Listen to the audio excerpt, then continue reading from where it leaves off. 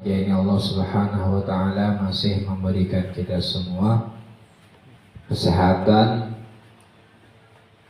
jasmani, ya, dan mudahan juga kesehatan rohani, sehingga kita dapat hadir di dalam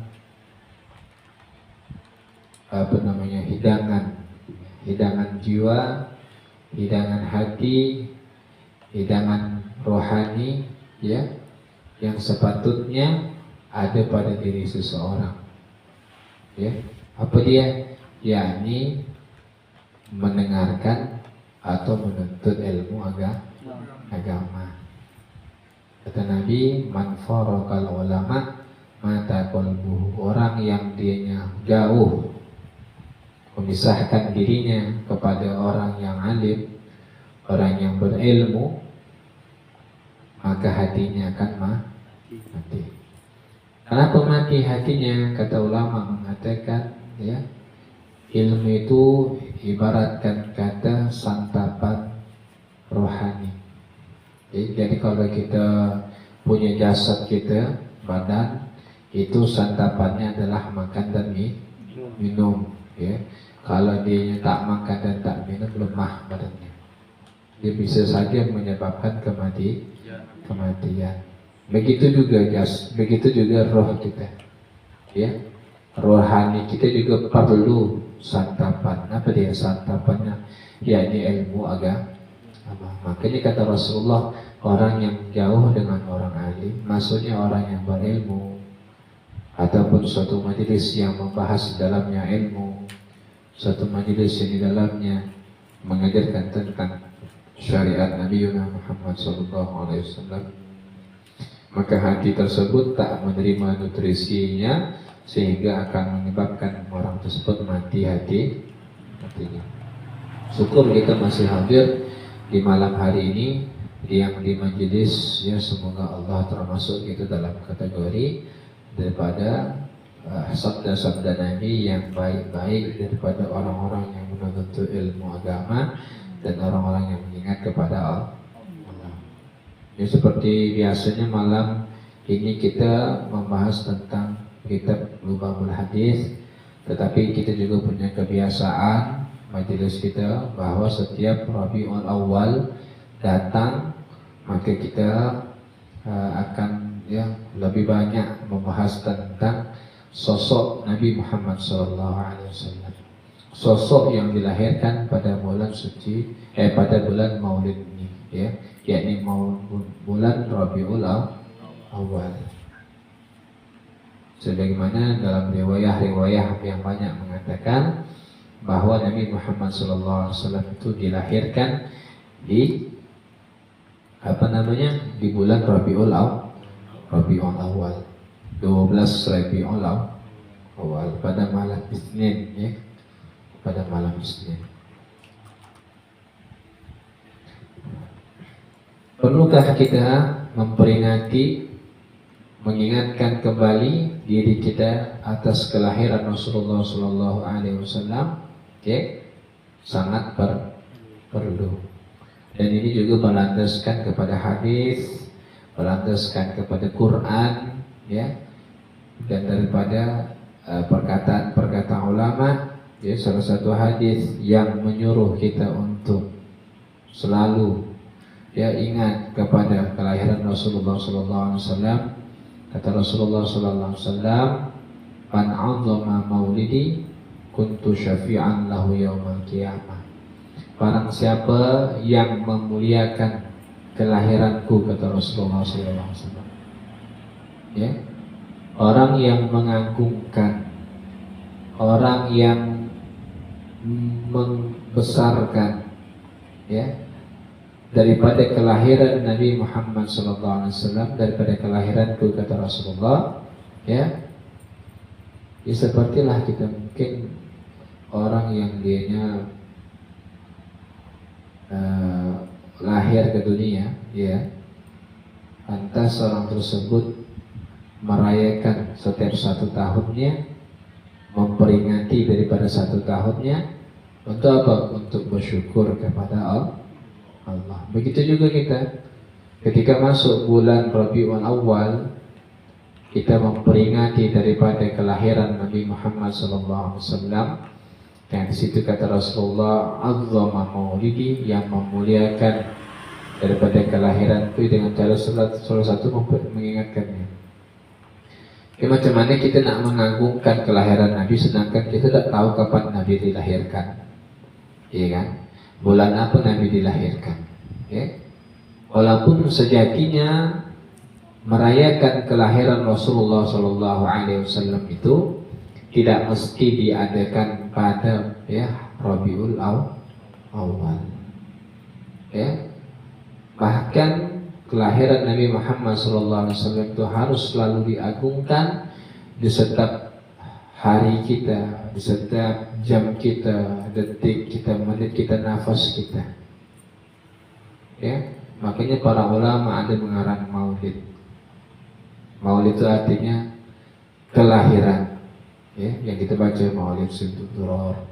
Ada yang mengatakan maulid itu adalah isim masdar mim, ya, masdar mim yang maknanya kelahiran. Ada yang mengatakan isim zaman, artinya waktu kelahiran, ya, sama aja. Yakni waktu kelahiran Nabi diceritakan dalam maulid tersebut. Untuk apa? Azzama maulidi, kata Nabi, memuliakan kelahiran aku. Makanya yang kita adakan ini setiap minggu itu termasuk daripada memuliakan kelahiran Nabi. Ya, mengagungkan, memuliakan, mengagungkan, mengingatkan kelahiran Nabi Muhammad SAW. Mesti yang pertama kita harus selalu ingat bahwa ada sosok yang pernah dilahirkan, ya kan? Nabi Muhammad pernah dilahirkan dan beliau membawa syariat agama Islam, sehingganya sampailah Islam itu kepada kita. Dan tak akan mungkin kita menjadi orang yang beragama Islam melainkan kecuali diutusnya Nabi Muhammad SAW. Ya. Bagaimana kita nak beriman langsung ketemu semua malaikat Jibril tadi? Ya, kita beriman dari guru-guru kita atau orang tua kita ke atas sampai kepada Nabi Muhammad SAW. Maka karena kelahirannya lah Nabi Muhammad SAW, maka kita semuanya beragama Islam. Kita mesti ingat itu, bukan setiap tahun sekali aja, mestinya kita selalu ingat, ya, di dalam setiap hari kita, di setiap langkah kita. Walaupun kita banyak galaunya, mungkin kita mikirkan dunia, ya Allah, mikirkan dunia. Ya, tak tahu kita rupanya dulu ada orang yang sangat galau memikirkan kita. Kita malah memikirkan dunia. Siapa dia? Yakni Nabi Muhammad SAW.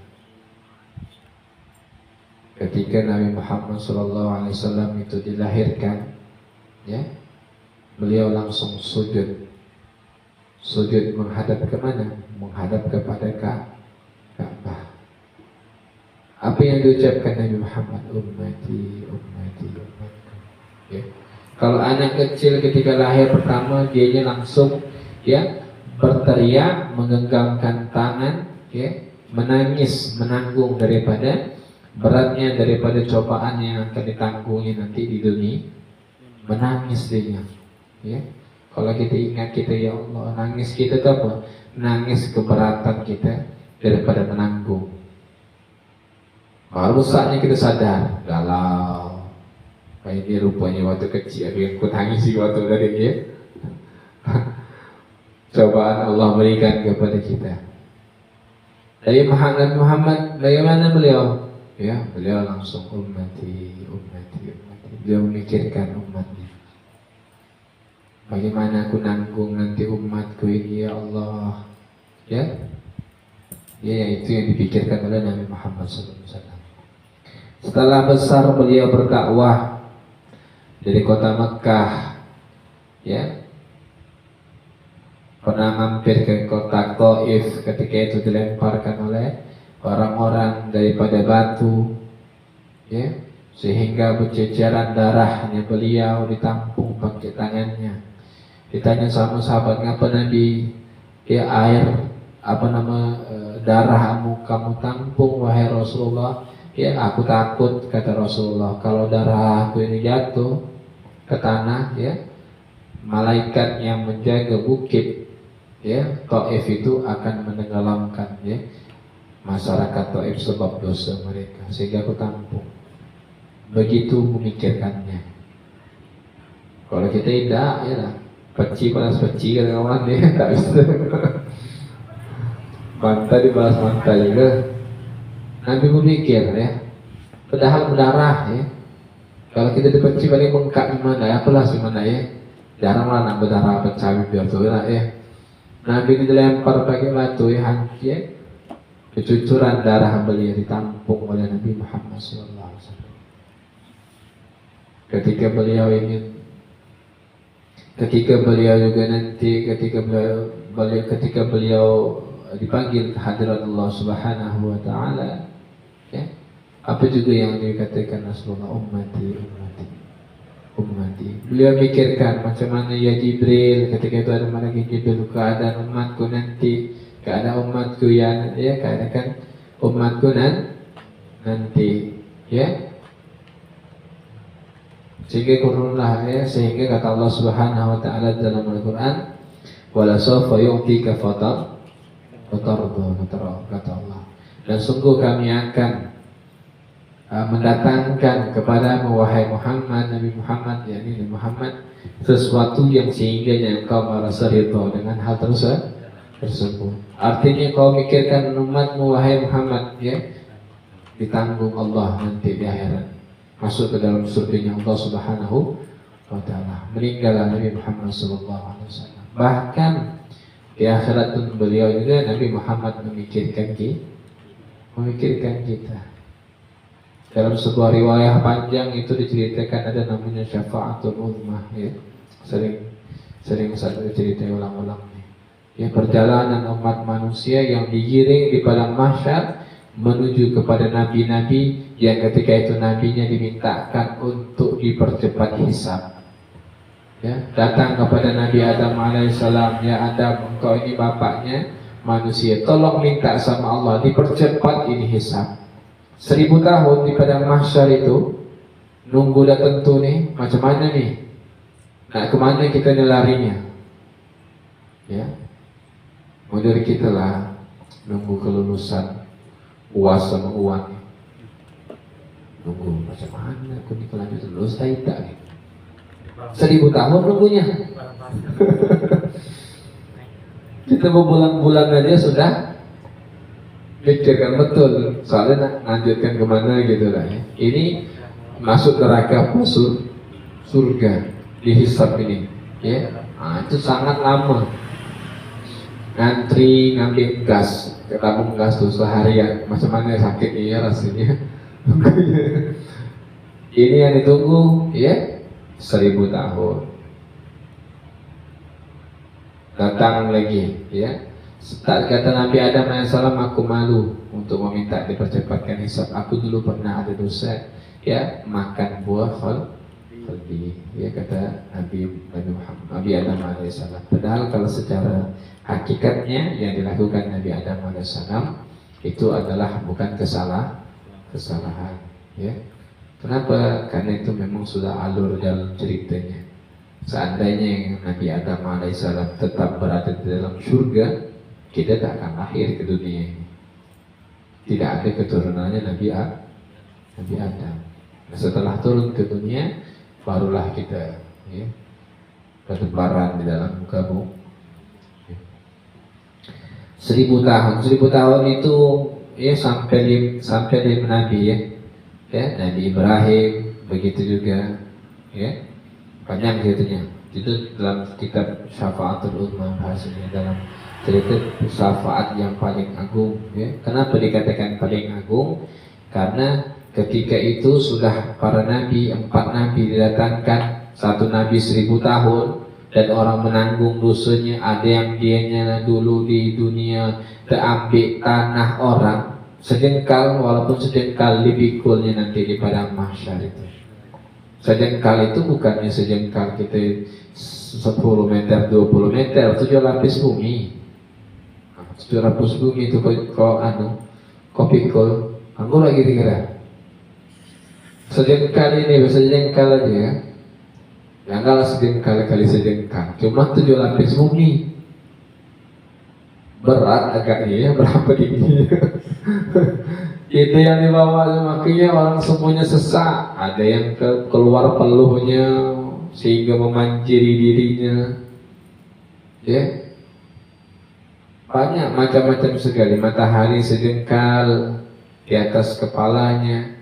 Ada yang mengatakan mil itu adalah sejengkal, ada yang mengatakan 1 mil 1 kilo di atas.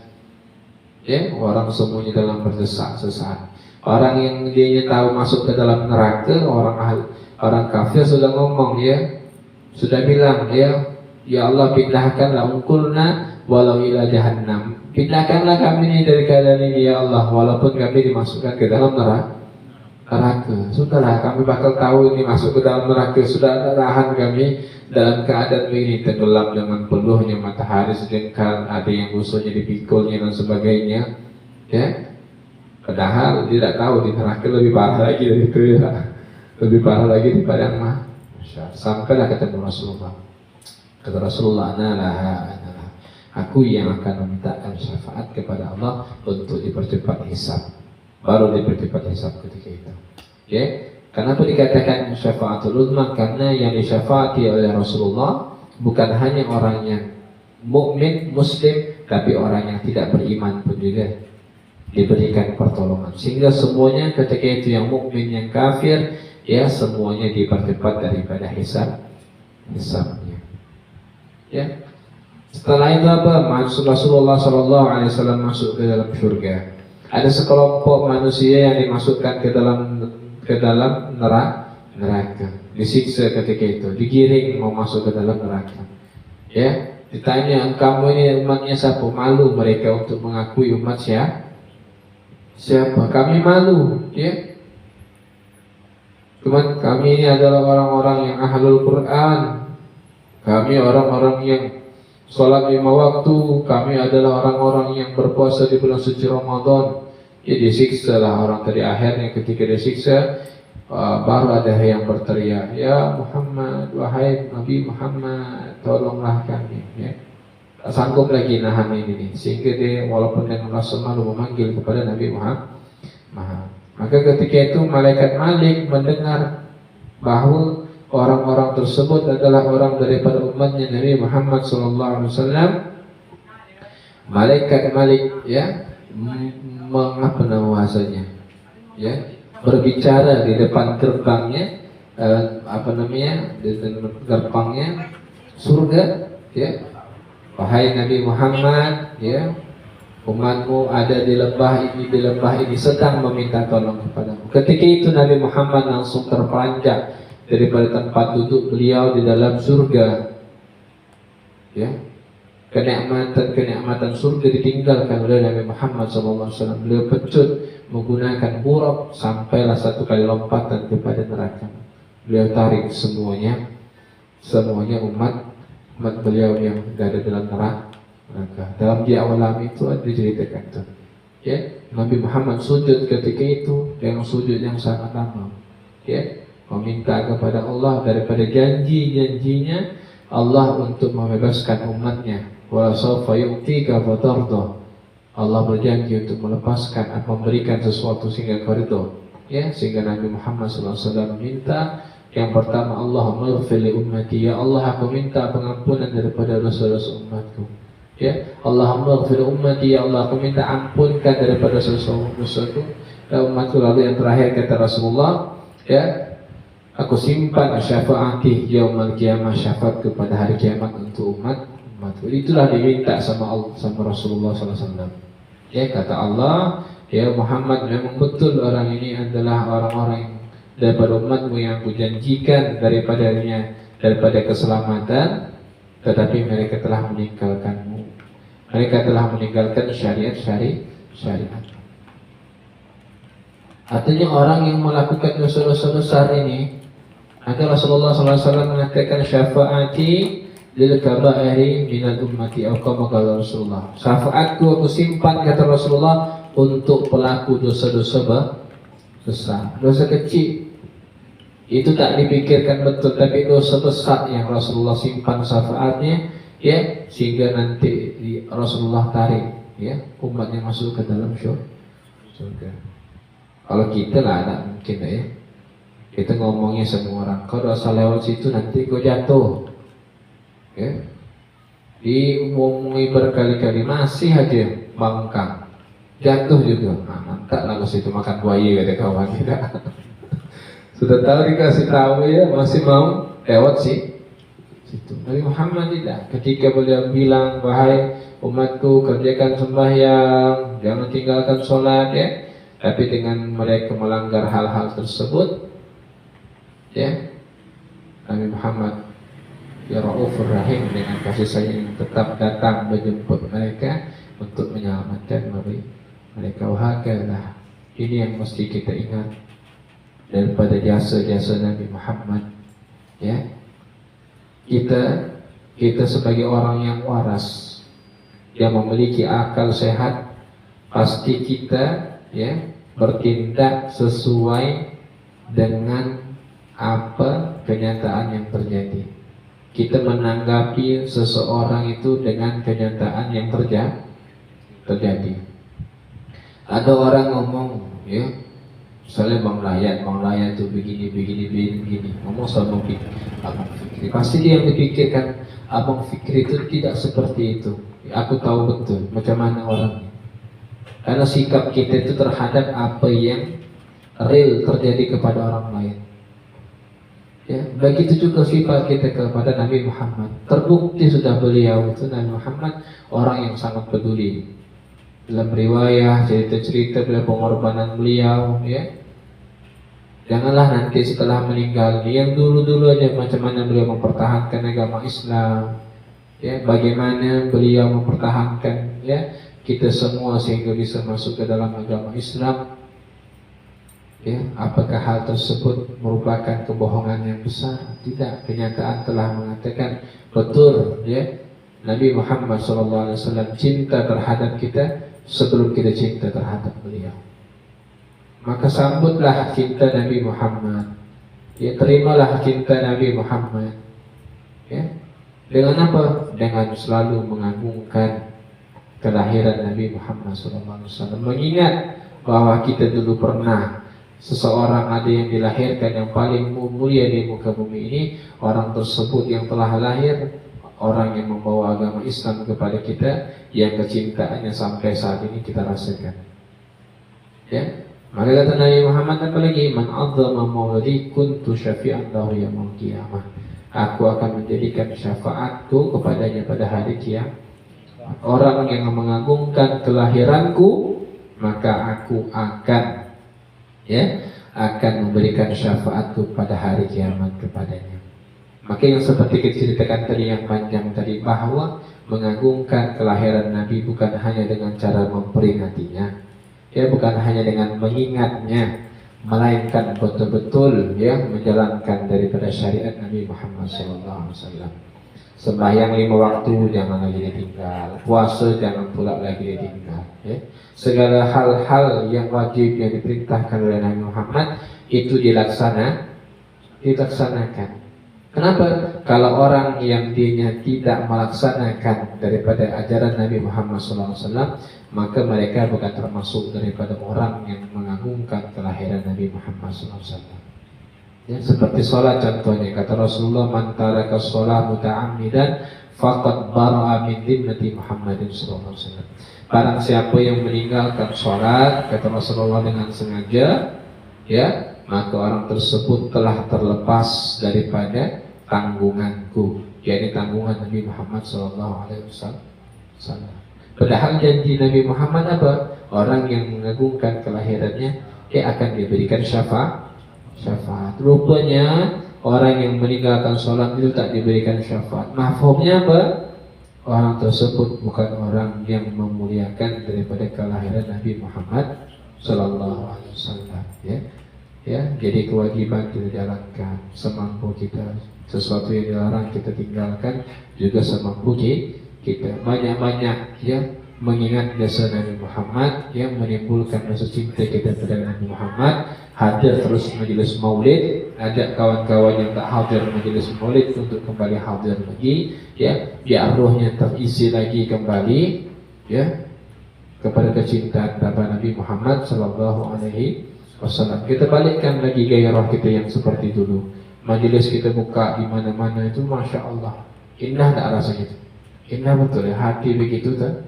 Tenang, karena dalam perkumpulan mencintai Nabi Muhammad Sallallahu Alaihi Wasallam. Ya, mudahan pembuka pada malam hari ini ya kembali memberikan semangat kita kepada mengenang jasa Nabi Muhammad SAW, sehingga memberikan kecintaan kita kepada Nabi Muhammad SAW dengan cara menjalankan semua perintah beliau dengan semampu kita, meninggalkan larangan beliau dengan sekuat tenaga kita. Ya, wallahu a'lam bishawab. Al-Fatihah.